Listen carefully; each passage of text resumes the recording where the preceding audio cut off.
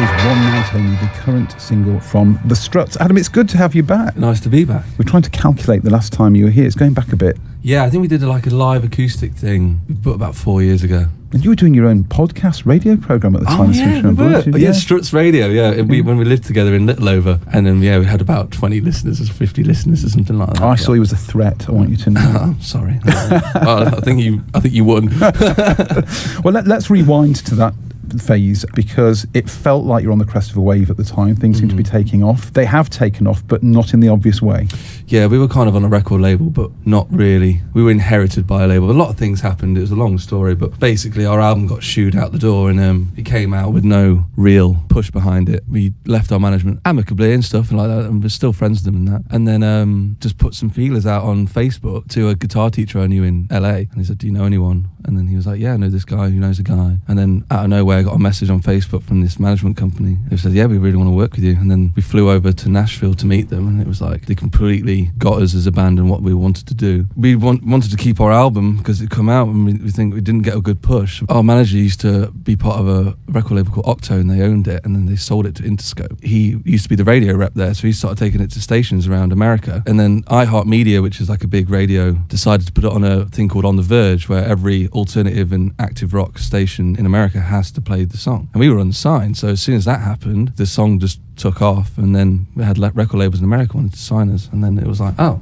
cool. From then on, it's just been full on since then. And following you on Facebook is one of the most interesting bands to follow, because I never quite know where you are, which side of the Atlantic you're on. Yeah. But it really did take off in America, and it still is going great guns there, isn't it? Yeah, it's amazing. Like, went over there, the first tour we did, every show was sold out. We couldn't fill a phone box over it. Do you know what I mean? So, yeah, it was just amazing. It went from strength to strength, really. We did like the late night TV shows. It was like just a complete dream, really. And it's like been a whirlwind since. Like, we toured the whole of last year. We did 43 states. The album came out last March, which was a re-release of the one here with some extra songs, and that went really well. And we had 3 singles, and they all went well. First 2 went top 5 in the alternative chart. It's really just amazing, and it's like the way that the singles work over there. It's like really different to here. Like, you release one, and it's based on like airplay and how many times you get played. So it takes like months for it to climb the charts, and so I think that really helps with rock music. It stabilises it, right? Yeah. There's so much more opportunity over there, because there's, instead of just one station, like for young bands now, it's like Radio 1 is like the goal to be played on, I think. And if you're not on that, it's kind of hard to really make a name for yourself. But whereas in America, every state has a Radio 1, and then they have the alternative station. So it's for rock bands, it really helps. Now, you've got some massive tour news coming up. This is what I mean about your Facebook page. Oh, right, yeah. So you just dropped this one in there. Yeah, we've got 2 shows of the Rolling Stones next week. I love the way you pause, just think, right, is this really happening? Yeah, I know. I don't know. I find it quite weird talking about it, really.